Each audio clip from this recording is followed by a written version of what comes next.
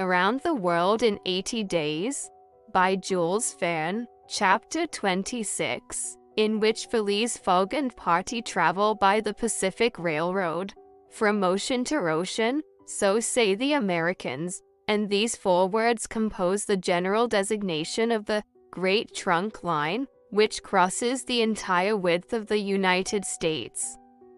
The Pacific Railroad is, however, really divided into two distinct lines: the Central Pacific, between San Francisco and Ogden, and the Union Pacific, between Ogden and Omaha. 5 main lines connect Omaha with New York.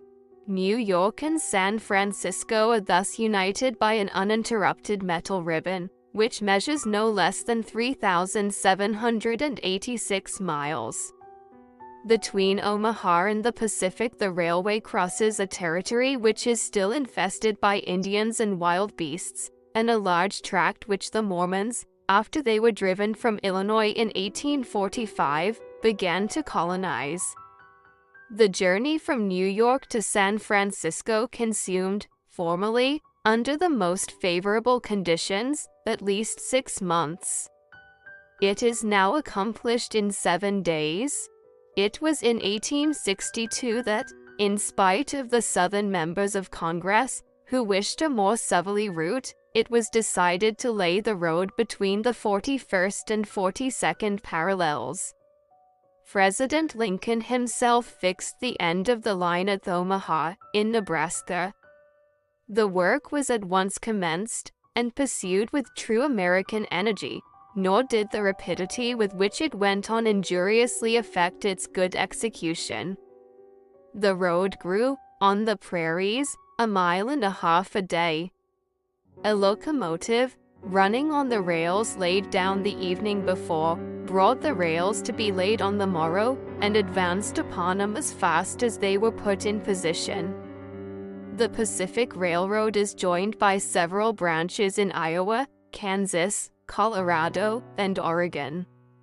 On leaving Omaha, it passes along the left bank of the Platte River as far as the junction of its northern branch, follows its southern branch, crosses the Laramie Territory and the Wasatch Mountains, turns the Great Salt Lake, and reaches Salt Lake City, the Mormon capital, plunges into the Tuia Valley, across the American Desert, Cedar and Humboldt Mountains, the Sierra Nevada, and descends, via Sacramento, to the Pacific, its grade, even on the Rocky Mountains, never exceeding 112 feet to the mile. Such was the road to be traversed in 7 days, which would enable Phileas Fogg, at least, so he hoped, to take the Atlantic steamer at New York on the 11th for Liverpool. The car which he occupied was a sort of long omnibus on 8 wheels, and with no compartments in the interior. It was supplied with 2 rows of seats, perpendicular to the direction of the train on either side of an aisle which conducted to the front and rear platforms. These platforms were found throughout the train, and the passengers were able to pass from one end of the train to the other. It was supplied with saloon cars, balcony cars, restaurants, and smoking cars. Theater cars alone were wanting, and they will have these some day. Book and news dealers, sellers of edibles, drinkables, and cigars, who seemed to have plenty of customers, were continually circulating in the aisles. The train left Oakland Station at 6 o'clock. It was already night, cold and cheerless, the heavens being overcast with clouds which seemed to threaten snow. The train did not proceed rapidly. Counting the stoppages, it did not run more than 20 miles an hour, which was a sufficient speed, however, to enable it to reach Omaha within its designated time. There was but little conversation in the car, and soon many of the passengers were overcome with sleep. Passepartout found himself beside the detective, but he did not talk to him.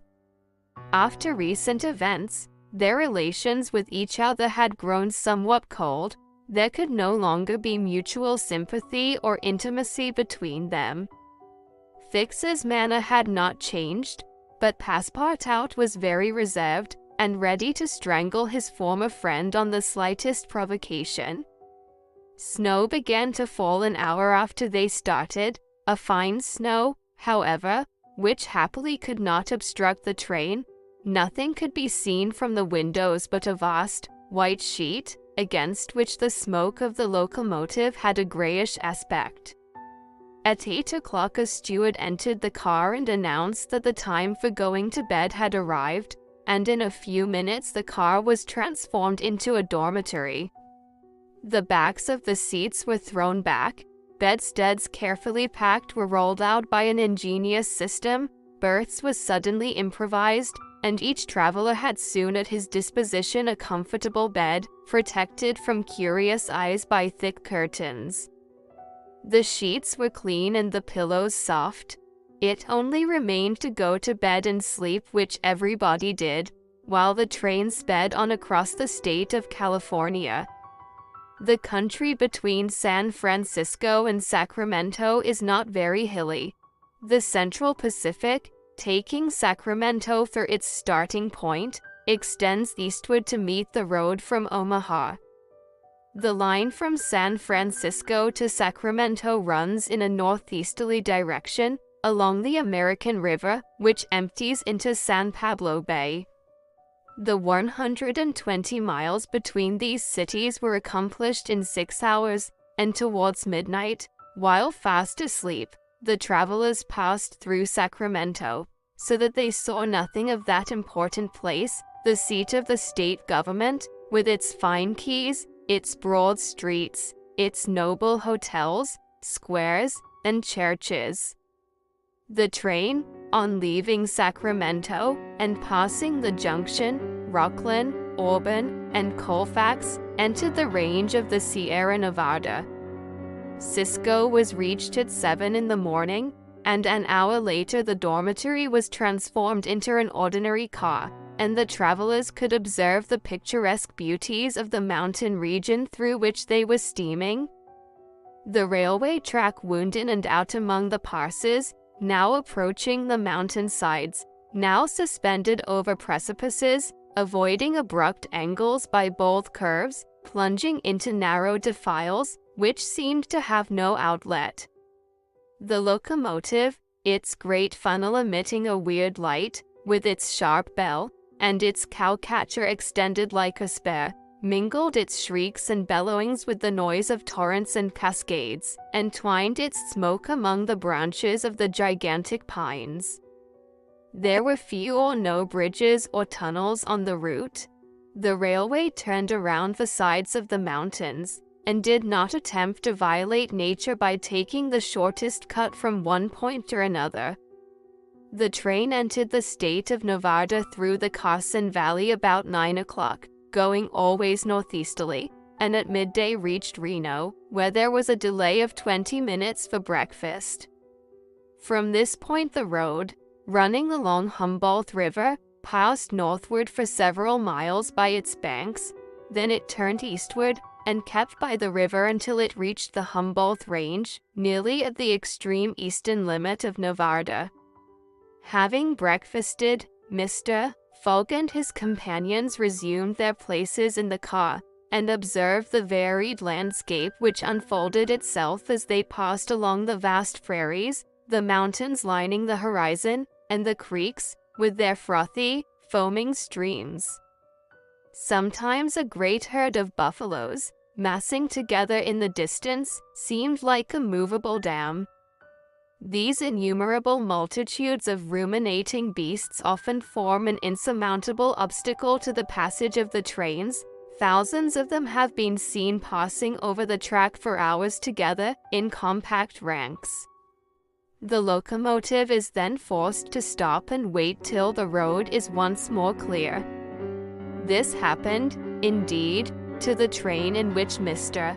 Fogg was traveling. About 12 o'clock a troop of 10 or 12,000 head of buffalo encumbered the track.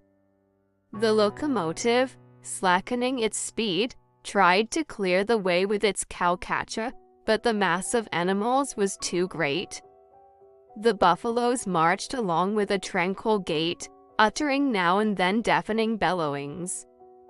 There was no use of interrupting them, for, having taken a particular direction, nothing can moderate and change their course. It is a torrent of living flesh which no dam could contain.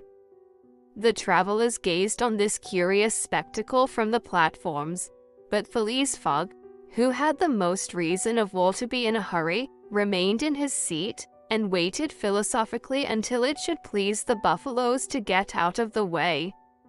Passepartout was furious at the delay they occasioned, and longed to discharge his arsenal of revolvers upon them. "What a country!" cried he. "Mere cattle stop the trains, and go by in a procession, just as if they were not impeding travel. Parbleu, I should like to know if Mr. Fogg foresaw this mishap in his program. And here's an engineer who doesn't dare to run the locomotive into this herd of beasts."